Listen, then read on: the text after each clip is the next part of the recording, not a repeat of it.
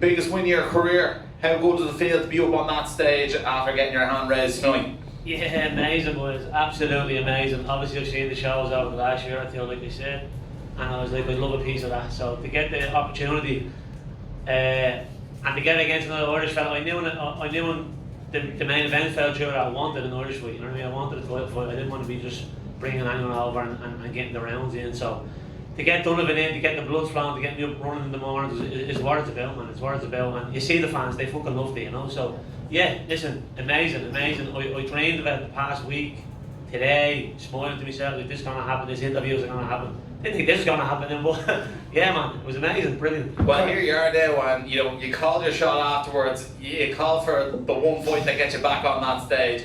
You versus Callum Walsh. Why do you want that fight so badly? How much would it mean to you to get that fight, Dublin versus Cork? Well, the why bit is, I would have heard of Callum. I see he's doing things in America, and out of the blue pass around me in July or something and says Callum Walsh. I was like, yeah, I know of him. Would you fight? And I was like, yeah. And then it snowballed from there. We agreed horses, we agreed everything. Came back 2 weeks later and said he couldn't get me sanctioned for it. So that's the why bit, because that's why I'm here. It was meant to be an event, didn't happen. I'm at to come in here, I'm at to fight an Irish kid, a really good Irish kid, by the way, 7-time Irish amateur champion, all that sort of stuff. So yeah, listen, I beat him, and that's what I want next. Like, Callum's a beautiful fella. We've been talking throughout the week. I'm not calling him out for if it happens. I'd be delighted for it to happen, and I'll step in with him. Dublin v Cork would be great for the Irish fans. There can only be one king. Were you confident going into that split decision when you heard it was going to the decision? Were you fully confident you get would win? I knew it was close. When I heard the 58-56, and then I heard the second time around, I was like, that's for me. You know what I mean? I know sort of. What was it scored by Irish judges? Oh, who was it scored by? Yeah, I think it was Irish judges. Was it? Yeah, but I don't know. Listen, BUI, so it has to be. Was it BUI? Yeah. I don't know, man. Yeah, listen, as I said, when I heard the 58-56, I was like, good, and then when I heard it again, I was like, these are the same for me. So yeah, listen, Donovan was sharp in there, man. There wasn't a lot in it. You know what I mean? I think my work rate got me probably over the line, and I think that round and the next round, I would have pushed him. You know what I mean? I think I was starting to take over a little bit. I wanted a little bit more. Craig, when I was speaking to you a few weeks ago on the Celtic Wire, you were looking very good. You were training very well. Packy was telling me that this man's going to win, and he's going to do it in a good style, and he did.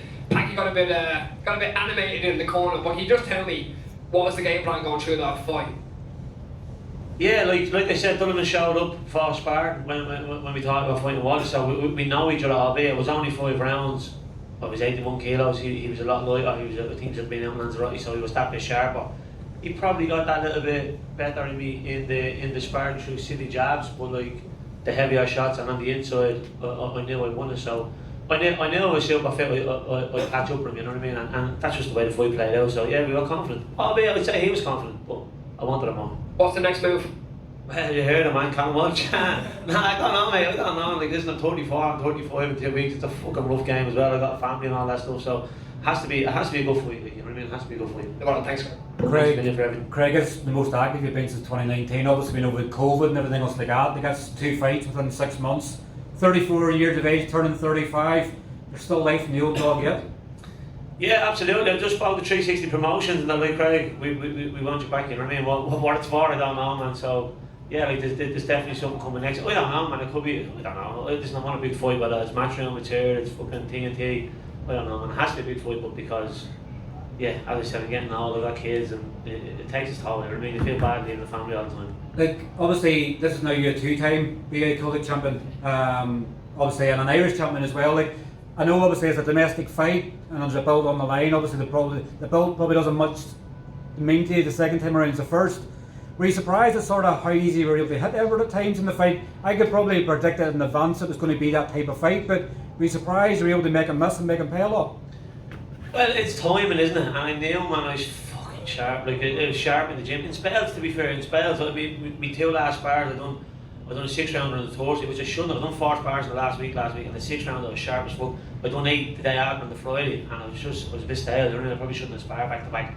But when I was sharp in sparring, you know what I mean? So I knew, and I knew time, and I knew passing to Craig, he's going to come out beyond the ball, he's going to come out fast, it's his style, you know what I mean? And yeah, listen, we adjusted, man, we got used to his time, man, we fainted, and we was rushing in a little bit. Listen, he can't be some good shots in there, but I just wanted him on, you know. We obviously know why the Callum fight couldn't happen the first time around, because you weren't high enough ranked for obviously the WBC to do so. Obviously tonight we're obviously hoping maybe the rankings will adjust in a way the fight can happen, but like there's obviously has to be other options how the fight get made. Maybe a different belt could be on the line somewhere else. Like we see so many belts in boxing nowadays, you could nearly make one up sort of so that you could fight. Yeah, listen, Stephen, I don't know what they came back with. Like we talked to Tom, we agreed everything, talked to Tom about what's happening all day, we're excited, you know what I mean, it was Dublin v Cork, we're all excited, everything was planned, and then they came back and said they wouldn't get sanctions. Whether that was the case, I don't know, I think it was, but they went with the Polish guy at the end, whether they thought there was maybe a Polish crowd was going to come here tonight, I don't know, man, but yeah, listen, if it happens, it'd be great. He's just a super fighter, like, you know what I mean, I honestly think he's probably a world champion in the making, but it's a fight I'd love, man. It's a fight, as I said, like I said earlier, you grew up at 6 in the morning, jog for, and leave everything in the ring. And I was in super shape there tonight. Inactivity has fucking killed me, man. So that's probably, in hindsight, that fight was probably meant to happen.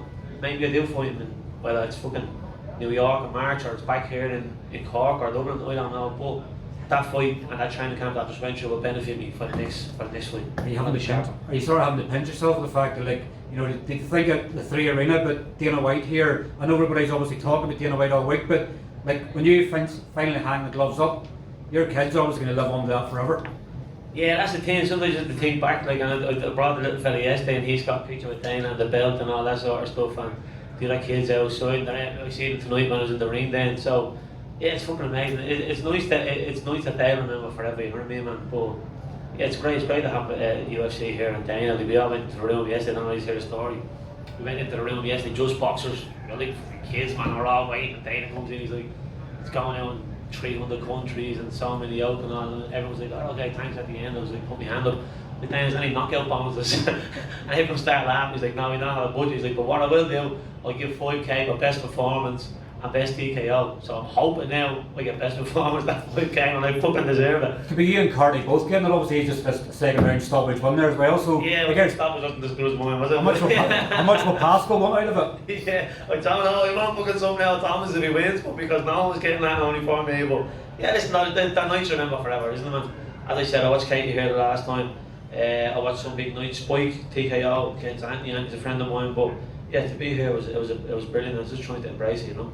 How long do you see left in this game? I guess that's the question always everybody says. You're 34, you're still a young man technically in the sport with the inactivity and stuff you've had. Look at Ando Kakachi, obviously, you know, Wembley, 96,000 tomorrow night. Nice. He's older than you as well, and he's had more inactivity than you. Does that inspire you that you can keep going a good while longer?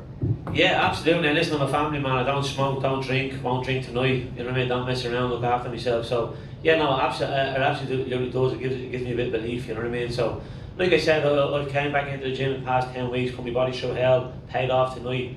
That will benefit me in my next fight, whether it's 6 weeks or 8 weeks. I'll be back in camp, but we're off to Turkey on Sunday for 10 days, and that'll be it. So I'm hoping I'll only get sharper and fresher as the next camp goes along. Who will that be against? I don't know, man. And listen, you look at Spike's very good mates of mine, travelled all over the world. Spike didn't get a break, he was 32, 33, and he had the biggest fights coming towards the end of his career. So boxing's a funny game, we all know that. It's a love-hate relationship, and we just don't know what's around the blade corner. So you can imagine the next one, you know, 3 Arena with Dana White here. Next one could be MSG, and obviously the Garden against Callum. Like, yeah, stick that out there. Make sure you put that on every fucking platform. Let's get that talking. Would you sort of have to kick yourself the fact that you're going, how is this happening? How is this happening? Everybody always goes, why is this happening to me when things go wrong? But when things are going right for you, you're going, why has my luck changed? What have I done? You know, where did I stand on something I shouldn't have stood on? Yeah, listen, Noel Kennedy was back tonight, he wrapped my hands, he's like, good things happen to good people, Craig, you know what I mean? You deserve it, man, it's going to be all nice. So maybe that's the cliche, you know what I mean, man? I try to do good in life, you know what I mean? In work, I'm helping the young people, just as youth work, I'm trying to put them in the right pattern, and maybe that's the case, you know, but sometimes that's not the case, and that's life, but we just roll, isn't it? But I'm just fucking, yeah, just telling them. What advice would you give to the younger ones, obviously starting off with Gareth Dowling, obviously making his debut tonight? Well, obviously a stoppage win. We're seeing so many amateurs turn over recently, obviously probably more than ever. What advice would you give to the younger ones starting off the pro career? Did they save them probably from inactivity and sort of not getting fights? What would you say to them just to keep strong? Yeah, absolutely. I suppose it's just about keeping that belief, isn't it, man? And surround yourself with good people that will keep you on the straight and narrow and keep you active and stuff like that. But yeah, we were on the bush yesterday with Gareth, and like, mate, your debut compared to our debut was fucking, it's chalk and cheese, you know what I mean? We were in the right crowd in front of fucking 20 people. We cycle over, he's getting on, 5-star buses getting lifts everywhere, you know? So, yeah, no, listen, he's a great talent, and there's so much talent turning over. So, I don't know, man, I see Jay Burns, he's going to run shows next year with the 10 of them. So, hopefully shows in Dublin and Ireland to just keep growing and the boys can keep being active, because it's a hard game as well. You see so many people just walking away, man. Sometimes you don't blame them. Final one from me, and I'm not sure obviously who else left to ask. There's obviously bolts back on the line again in 2 weeks' time. Obviously, Yeah. your stablemate's actually fighting for it as well. This is the one excuse you're happy enough to obviously vacate the bolt straight away, because Daniel's obviously fighting for it. Yeah. Listen, I'm delighted to give Daniel. We both killed each other in the gym over the last 2 months. We both done strength and conditioning together. The man's a machine, there's no doubt. I don't know how he's fighting, but he's not going to lose. Sean Murray. Yeah, he won't lose. He's well up for it, you know what I mean? So, yeah, you spoke about the belt there. I literally didn't think one thought of that belt throughout camp, throughout today, throughout anything, you know what I mean? We only focus on winning. I didn't care about the belt, but then we got at the end, it was lovely. But yeah, I'd be happy to give it to Daniel, you know. Well, actually, my little fella's getting it, but he can get no off now. And listen, we finally got the interview, so yeah, definitely bring him. And so many times he reached out and he was like, yeah, we'll do it, and just fell through the He ignored me, ghosted me for weeks. Mate, Did you figure out the set? that's the joys of kids, man. Just 4 of them is no joke, like, you know what I mean? That's the joys of kids. Yeah. Anyone else? Over there? No. You sure? Yeah, no. I think we're good. Thanks, boys. Thanks,